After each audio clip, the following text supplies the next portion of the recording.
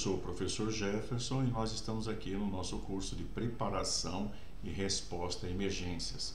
Nós estamos propondo aulas aqui de até 15 minutos, né?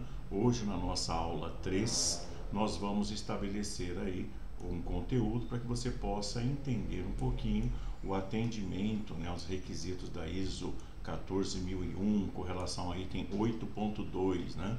Preparação e resposta a emergências, na nossa aula 3. Então, dentro dessa estrutura, veja que eu vou tratar apenas da linha A e da linha B. Então, nós estamos lá no item 8.2, preparação e resposta a emergências, da ISO 14001-2015. E eu peguei lá o segundo requisito. Lembra que o deve, conforme definido na própria norma, é um requisito, né? É aquilo que é auditável. Então, a organização deve preparar-se para responder pelo planejamento de ações para prevenir ou mitigar impactos ambientais adversos de situações de emergência. Então, para que ela possa planejar as ações, é importante que ela faça uma análise de riscos, né? Uma vez feita a análise de riscos, ela define lá quais são os potenciais cenários emergenciais. A partir disso, dimensiona os recursos necessários e agora, com os recursos necessários e os cenários potenciais, se escreve lá os procedimentos de resposta para cada cenário emergencial. Eu vou destacar cada cenário emergencial. Então, você vai dimensionar recursos e os procedimentos de resposta. Então, você vai ter procedimento de resposta emergencial para o cenário 1, procedimento de resposta emergencial para o cenário 2. E hoje a gente vai mostrar essa diferença, né? Porque você tem que estabelecer várias estratégias. Então, uma vez escritos os procedimentos de resposta, agora é só fazer o treinamento, né, nos cenários emergenciais definidos. Então, aqui a gente está se preparando, né? Isso é se preparar. Olha, o que o requisito está pedindo? Preparar-se para responder pelo planejamento de ações, para prevenir aquilo que pode acontecer, né? Ou mitigar aquilo que aconteceu, né, de impactos ambientais adversos de situações emergenciais. Lembrando que dentro do modelo proposto, que foi o levantamento de aspecto e impacto ambiental, nós estabelecemos um formulário. Nesse formulário, para cada atividade, a gente vai identificar um aspecto numa situação de emergência. Claro que você pode usar para a situação normal, anormal, né, que é de manutenção, e emergencial. Como a gente está falando do item 2, 8.2, preparação e resposta à emergência, nós só estamos vendo aquelas situações emergenciais. Então, para uma atividade foi identificado um aspecto ambiental, por exemplo, um incêndio, né, num tanque 1, por exemplo. Então, na atividade de armazenamento, o aspecto ambiental avaliado foi esse. Qual o impacto ambiental de um incêndio, né? Então, aí você tem todos os danos que podem ser causados. Mas perceba que estamos analisando para situações de emergência. Aí tem os critérios, né, para a definição da significância do aspecto, frequência, severidade, risco ambiental, pois passivo ambiental, parte interessada da legislação, isso determina a significância. Então, essas informações você pode acessar o nosso curso na Udemy, né, que nós temos lá um detalhamento da interpretação de toda a norma. Aqui nós só estamos estabelecendo aulas de 15 minutos para itens específicos. Então, aqui nós pegamos 8.2, preparação e resposta à emergência. Muito bem, aí você analisa lá o controle existente e depois quais são as ações de controle propostas conforme a análise do requisito legal. Então, você analisa o requisito legal, verifica o que está pedindo no mínimo a legislação e aí você estabelece ações de controle para situações emergenciais para atender no mínimo requisitos legais. Lembrando que situações emergenciais têm legislação específica, né? Não só do Bombeiros, da CETESB, etc. Então, dentro dessa estrutura do levantamento de aspecto e impacto ambiental para situações de emergência, fez-se lá a análise de riscos, potenciais cenários emergenciais, dimensionou os recursos dentro da magnitude e significância, né?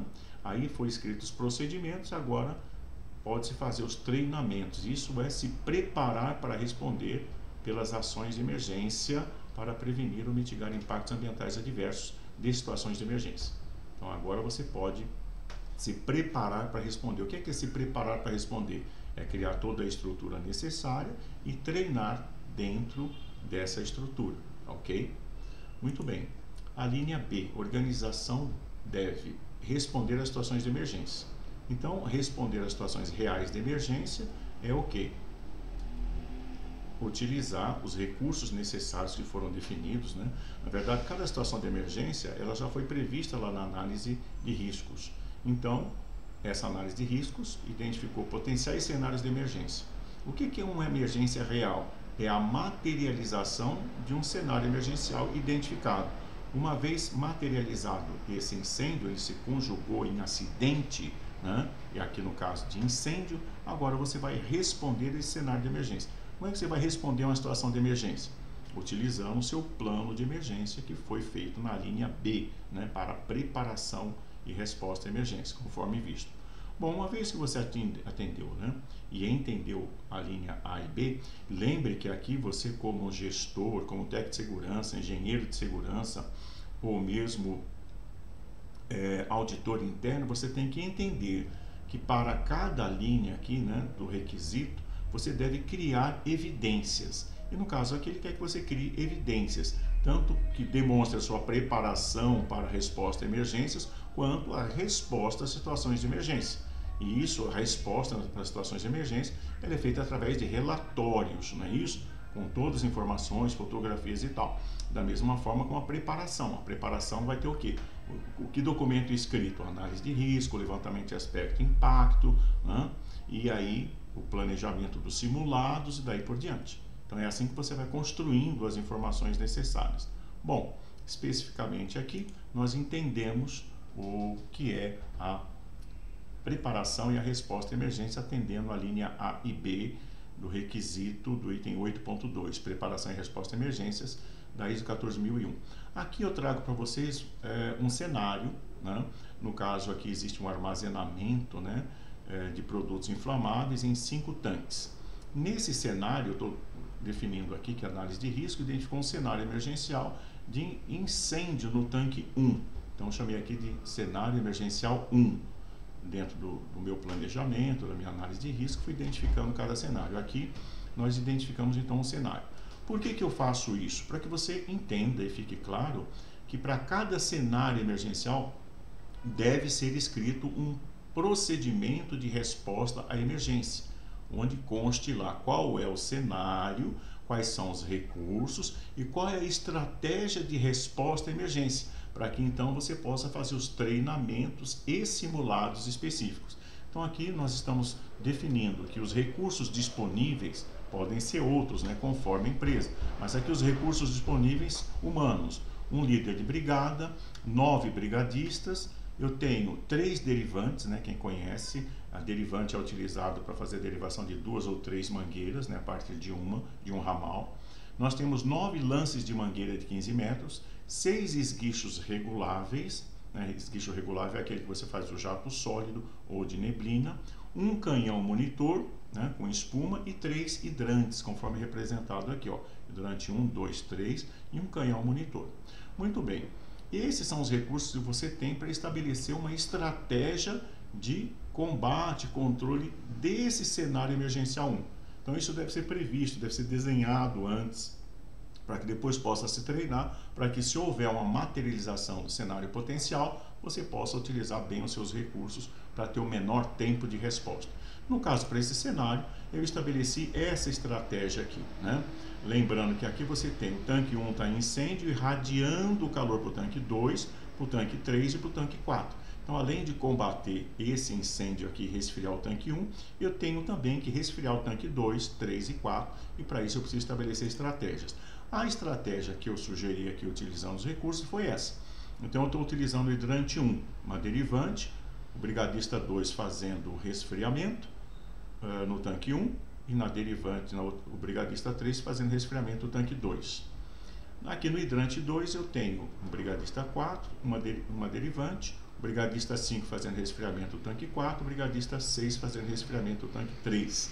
E no hidrante 3 eu tenho o brigadista 7, né, auxiliando aqui. Na derivação eu tenho o brigadista 9 fazendo resfriamento do tanque 4 e o brigadista 8 fazendo resfriamento do tanque 1.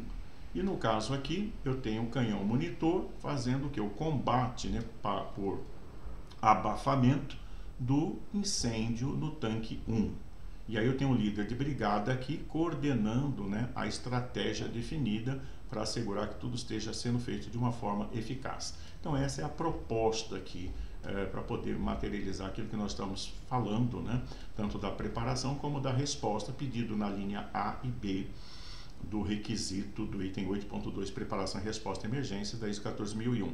E eu deixo aqui um exercício para você, né, uma atividade, que é qual é a estratégia, né, que você vai elaborar para esse cenário 2. Perceba que aqui os recursos são os mesmos e agora você tem que fazer o quê? Você tem que combater o incêndio e resfriar os tanques irradiados. No caso, o incêndio está no tanque 4 e nós temos aqui calor sendo irradiado para o tanque 1, 2, 3 e 5. Então você deve resfriar esses tanques, fazer o combate no tanque 4 e fazer o resfriamento do tanque 4, ok? Eu espero que você tenha gostado dessa aula e que você possa ir praticando e, acima de tudo, entender essa relação entre a determinação dos cenários emergenciais e o procedimento de resposta emergencial, definindo a estratégia para cada cenário. Então, para cada cenário, você tem um procedimento de resposta emergencial e essa construção é que vai estabelecer o seu plano de resposta a emergências. E é como você vai estar preparado para responder a emergências, ok? Eu espero que você tenha gostado dessa aula. Deixa seu like, se inscreve no canal, fortalece aí esse canal de conhecimento, né?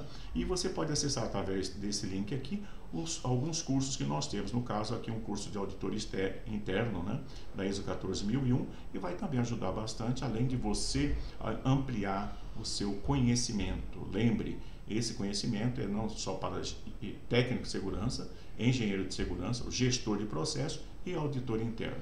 Muito obrigado, até a próxima aula.